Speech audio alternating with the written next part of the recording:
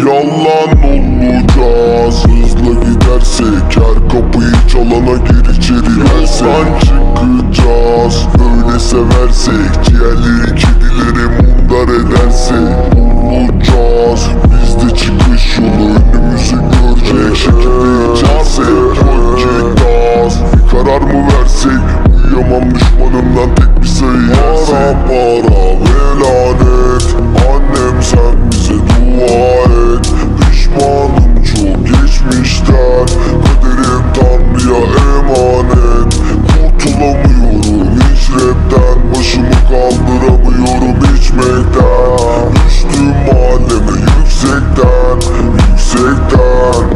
Ya sonuna kadar gideceğim, yolun sonuna kadar. Manitalar paparazzi gibi yakalar. Baba fürdük familye, sadece aile.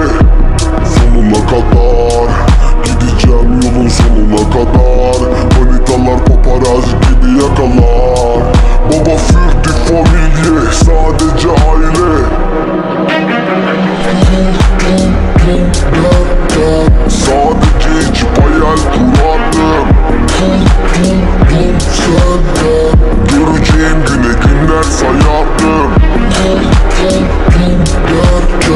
Dağ dibe battım.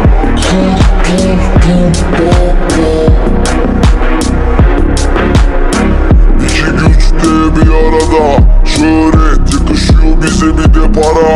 Ölme ara ver colo biralara, keko mu tuzo mu çavo bir numara.